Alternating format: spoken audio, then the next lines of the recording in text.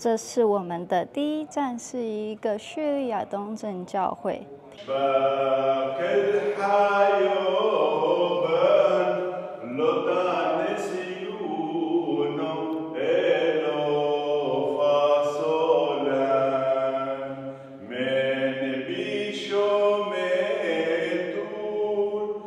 然后呢，我们现在要带 YouTuber 回到 Christchurch， 让他去认识 Christchurch 的deacon 是执事。But I want to learn what it's like to be a Christian from the West living here in the old city. So 现在我们到了耶路撒冷的祷告殿。Hello， 大家好，欢迎大家来到以色列美角的频道。今天很特别的组合，在我旁边呢是一个以色列的 YouTuber， 他的名字叫做 Tal。Hi Tal。Hi， 你好。你好。What are you doing in Jerusalem today? So today we're going to be making a video about the Christians of the old city of Jerusalem. It's actually his idea. Why do you how did you come up with this idea? So since October 7th, I have personally been on sort of a mission to try to strengthen the relationship between Christians around the world. Wow. With the Jewish community. And so a big part of that is filming content to try to strengthen the ties and answer questions so people understand what life is like for Christians in Jerusalem. Wow. And so that's the mission of today.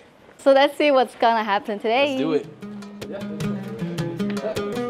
这是我们的第一站，是一个叙利亚东正教会。平常很少来到这个地方。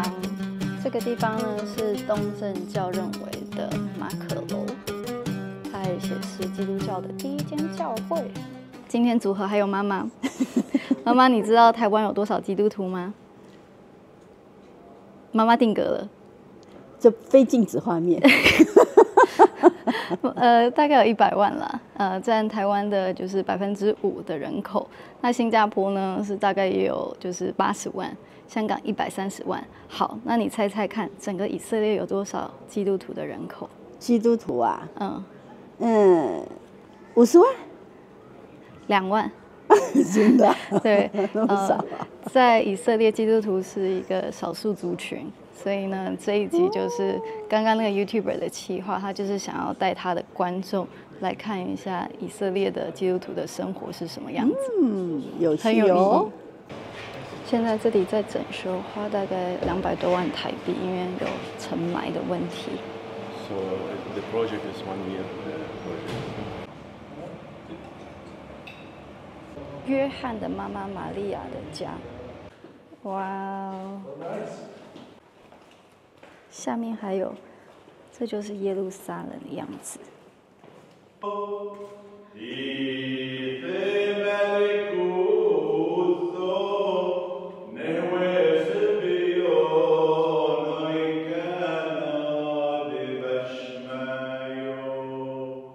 These are the witnesses, the rock of the all the happening took place, because this is the second temple according to the Israeli antiquity ministry.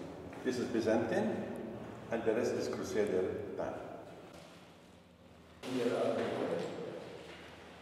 上面有一只鸽子。As you know, Jesus Christ was Jewish.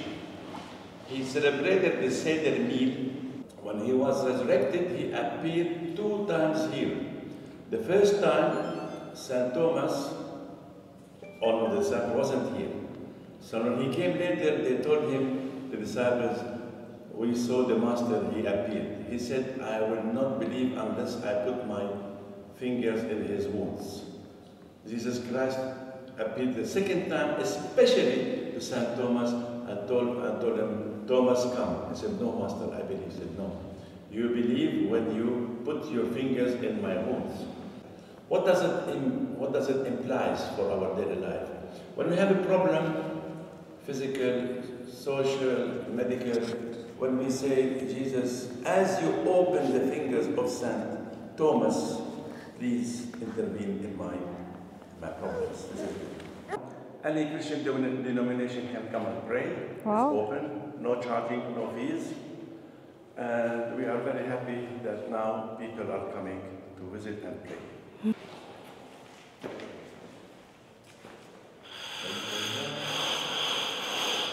哇， This is all this ecclesiastic decoration. It comes from India.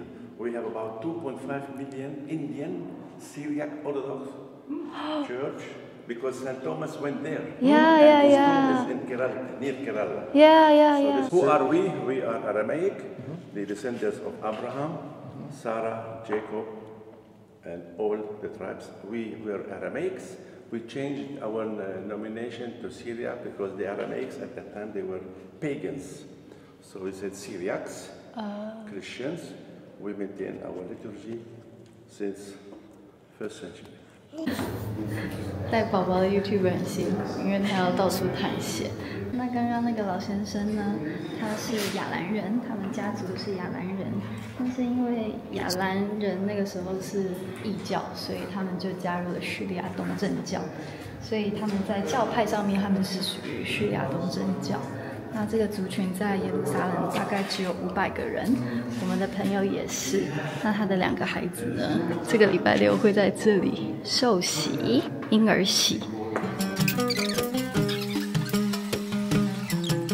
我说耶路撒冷真的很有意思，你外面看起来就是一个门一个门，没什么了不起，但是开了门进去以后，就每个地方都是别有洞天，都是不一样的一个景致。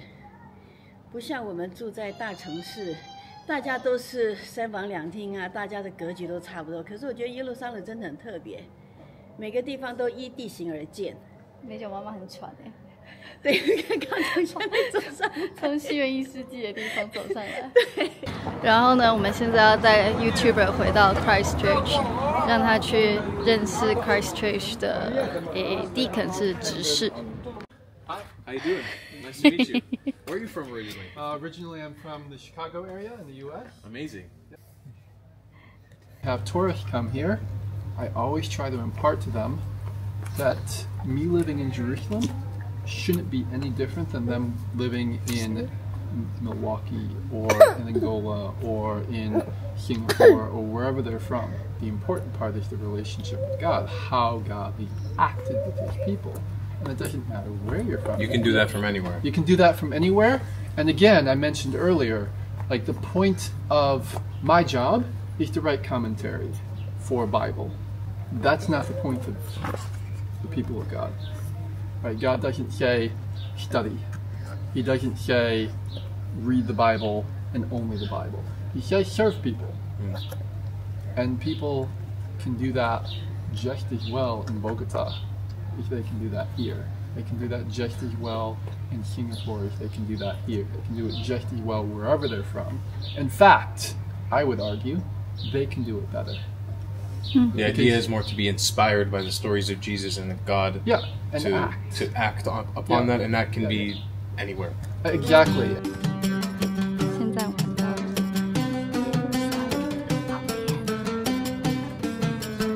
Today, we think the Lord has brought all of those parts of its history and its specific location together to make it a unique and special place to come and pray for things that are going on in personal lives as guests come, and then that larger part of praying for this land and all the peoples of the land, and looking beyond that to just praying for God's will throughout the whole world. Amazing.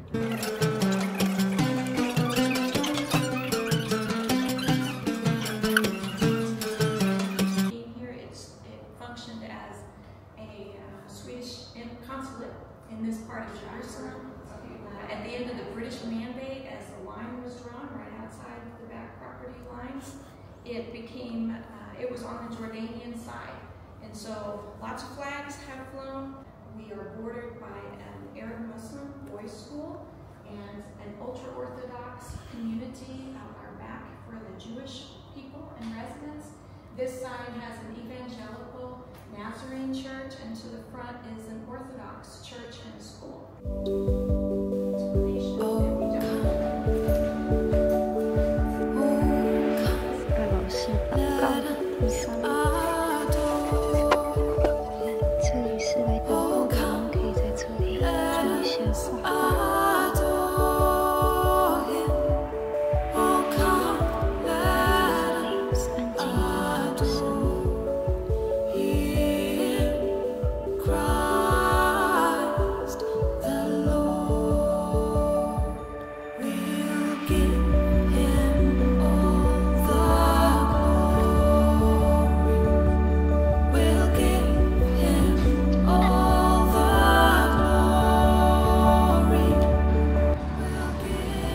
圣经花园，根据《申命记》8章8节，以色列的7种特殊的产物，除了大麦以外，都在这里可以找得到。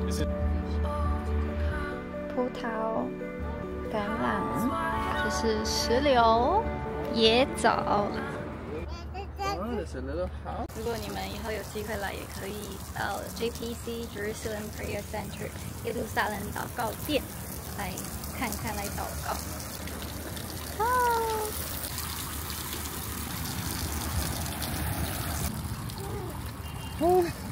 So Tal, Yes. we've been touring around Jerusalem for for half a day, and then you met some Christian people. What do you think? Like, what have you learned so far? Did anything surprise you? Yeah, it's generally always really exciting to learn about the Christian community here. I think that definitely what we saw in the morning, where Jesus had the Last Supper, is really iconic. And it's not something I knew existed in that specific location, like right next to a place I've been to so many times in my life.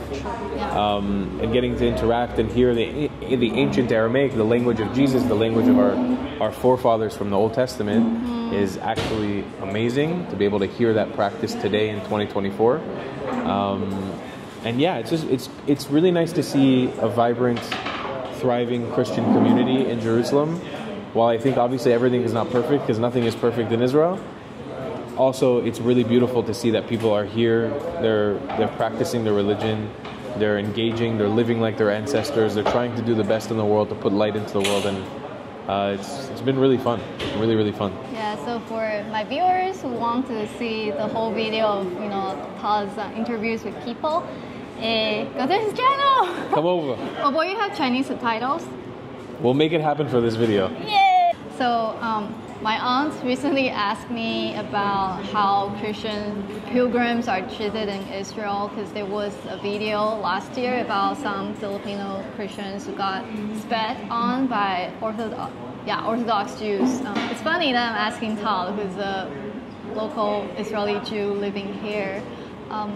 Do you think it's the norm, like Christians being attacked by Orthodox Jews? I really can't say for certain, because I am actually trying to understand that dynamic more, and I'm having a hard time finding people who are willing to talk to me about it. What I will say is that specific sect of ultra-Orthodox Jews, they represent a very small minority in Israel. And even so, the ultra-Orthodox community is very big. Like, I'm technically a part of an ultra-Orthodox community, even though I don't actively engage in it. I am technically a part of it. And you don't look like one. And I don't look like it. Where's your kippah? I don't even wear a kippah.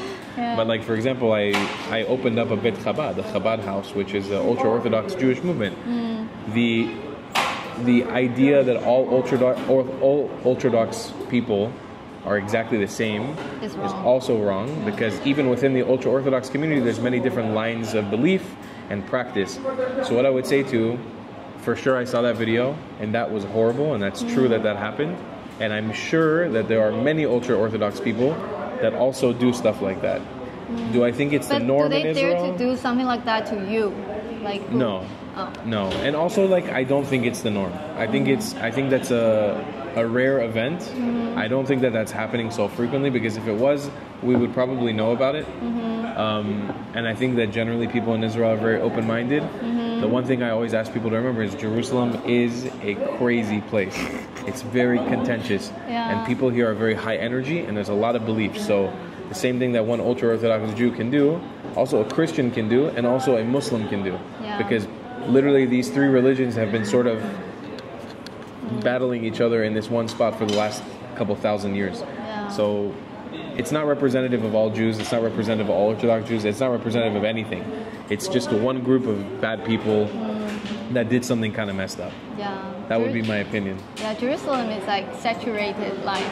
Life in reality is more calm. I think that generally here on the day-to-day, you see way more coexistence rather than fighting. That's what I've been trying to tell my audience. Thank you for saying that. Like even right outside of here, right outside of Christ Church, like the shuk leading towards the Western Wall, most of the salespeople there are Arabs or Muslims or Christian Arabs or Palestinians, whatever you want to call them. and they're constantly interacting with Jewish people coming from all over the country. And they're constantly selling and hanging out and drinking coffee and eating together. Yeah. So there's way more coexistence than there is not. Thank you so much for being on our channel. Thanks for having me. I'm so happy to be here. And we're going to do more in the future. Bye.